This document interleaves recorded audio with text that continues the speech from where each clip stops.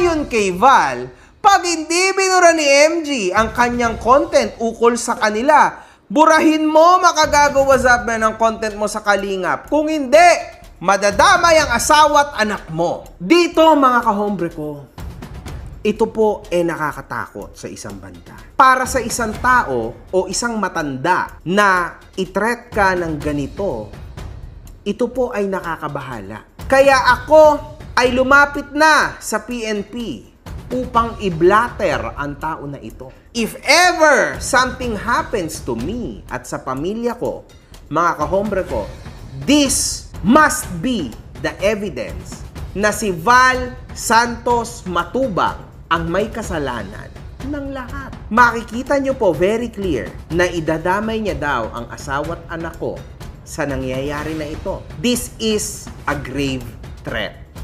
So yes, kakasuhan ko ba si Val Santos Matubang? Yes.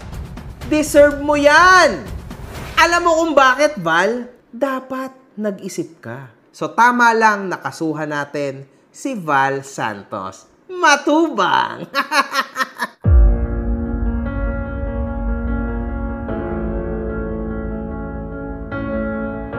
Nagagawa rin itong magbitaw ng sari-saring mga threats kay MG. Nagyabang ka, pupunta ka sa bahay ko. Sa ibang subdivision ka naman pumunta, puking ina mo, nandun ka lang sa kalsada. Pero buti na lang, wala ako doon. Kasi kung nagkataong nandoon pa ako, hindi ka uuwi na San Pablo nang wala kang putok sa ulo, tarantado. Alam mo ba, Norman Gusgusin, na simula nung nagsimula ang aking karera sa social media, ay wala nang hangganan ang mga taong gustong pumuksa sa akin. Pero hanggang ngayon, I am standing tall. Tapos iisipin mo, bago lang yan sa akin. Eto yan, Norman Gusgusin. Kung totoong gusto mo, dun pa lang na pumunta ako sa bahay mo, dapat meron ka ng ginawa, kaso duwag ka! At walang kahit sino man ang magsasabi publicly na may gagawin siyang masama sa isang tao, no? Sino namang bopols ang gagawa nun? Ikaw ba? Sa duwag mong yan? Ha? Hindi ka nga makalapag mag-isa. Ang dami mong pinagsasabi ni hindi mo naman mapatunayan. Wala ka na patunayan kahit isa. Kung totoo yung pinagsasabi mo, patunayan mo naman. May bayad ka, sabi mo. Sige nga, tingnan nga natin kung totoo ngang matapang ka.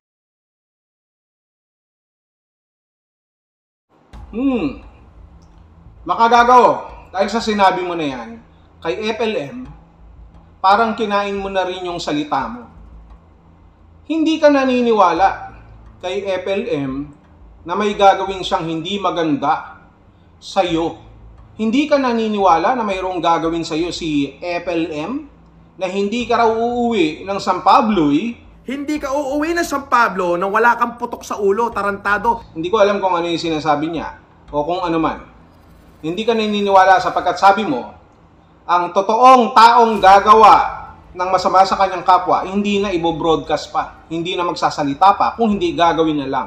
Kasi kung nagkataong nandoon pa ako, hindi ka uuwi ng San Pablo nang wala kang putok sa ulo, tarantado.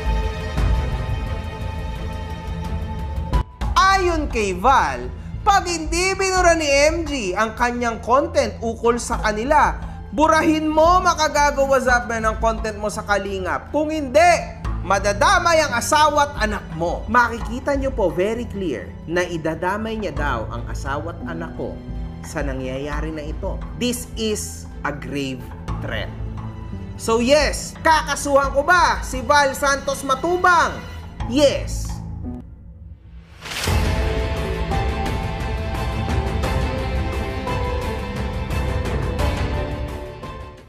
At walang kahit sino man ang magsasabi publicly na may gagawin siyang masama sa isang tao, no? Sino namang bopols ang gagawa nun? Ikaw ba? Sa makatuwid, yung mga pagbabanta na yan, yung mga threat na yan, kung talagang gustong gawin, gagawin yan ng tahimik. Hindi na kailangan sabihan pa. Yung ginawa mo kay Kuya Bal. Di ba batuhan lamang ng salita yan? Batuhan lamang ng mga komento? Na kahit ganun magsalita si Kuya Bal, kailangan nag-iisip ka ng maraming beses. Kailangan nag-iisip ka ng malalim kung ano ang pakahulugan niya doon sa sinasabi niya. Nung sinabi niya na baka madamay ang pamilya mo kapag hindi ka tumigil sa pag-content sa Kalingap kay Kalingap Rab, ibig sabihin nun madadamay sa social media. Hindi madadamay ng kung anuman sapagkat kahit si Kuya Bal ay hindi naman kayang makapanakit ng ipis o ng daga. Tao pa kaya? Kaya nga dun sa sinasabi mo, sang-ayon ako, pero ang problema, mukhang tumama sa'yo.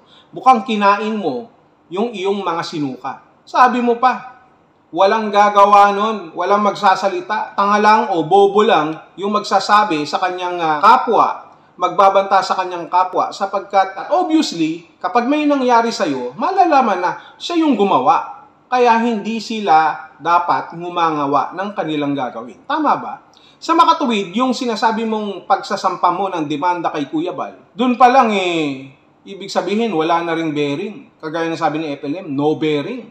Wala nang bearing yung sinasabi mo.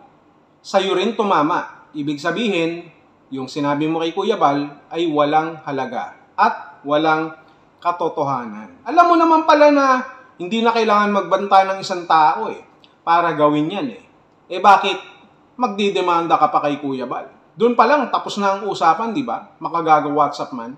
Na alam mo ang ibig sabihin ni Kuya Bal. Subalit, ginagawa mong komplikado para, syempre, sa views. Para maggatas-gatas ka pa. Para gatasan pa rin ang Kalingap. Kagaya ng ginagawa mo ngayon kay Francis Leo Marcos. Hindi ko pinagtatanggol dito si FLM sapagkat matagal ko na rin kilala si FLM. Sa mga hindi nakakaalam, bago pa ako napunta ng Kalingap, nasa komunidad na ako ng mga issue kay Francis Leo Marcos. Kaya alam ko na rin kung ano yung mga pinagsasasabi ni Makagago WhatsApp man. At wala akong pakialam kahit magsabunutan pa sila dyan. Kung ano man ang kanilang mga halukayin na mga basura, kung ano man ang kanilang mga sabihin sa kanilang mga sarili, sa bawat isa, I don't mind. Sapagkat ang pinaka-importante ay alam mong ikaw ay nasa tama. At itong si Kuya Bal, wala na rin pakialam sa iyo, Makagago WhatsApp man. Kawawa ka naman daw. Naawa nga siya sa iyo kapag minumura-mura ka ni Francis Leo Marcos ng okikiam, malinamnam, okikiam. Pinagmumura ka ng ganon. Naawa siya sa iyo. Sapagkat yung ginagawa mo, kagaya ng sinabi mo nga, nakikita mo ang sarili mo kay FLM. Ganon. Kaya nga mga Kalingap, mga ka-Adonis, makinig din kayo mga ka-hombre at mga ka-FLM.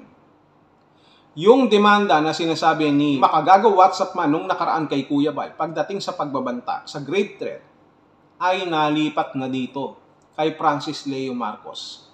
Sila na ngayon ang magbabangayan sapagkat sila naman ang nababagay sa isa't isa. At siyempre, dahil kay Papa Bal, wala nang nagawa itong si Makagago WhatsApp man. Lalo na dito kay Kalingap Rab. Hindi siya nagtagumpay sa Kalingap kaya dito na siya ngayon kay Francis Leo Marcos na madali niyang talunin. Pero kami dito sa Kalingap, malabo. Di ba Makagago? Kaya tama lang yan. Yung demanda mo, doon na lang kay Francis Leo Marcos. Huwag na sa amin sapagkat hindi ka mananalo. Hindi ka mananalo sa amin. Alright? Yun lang.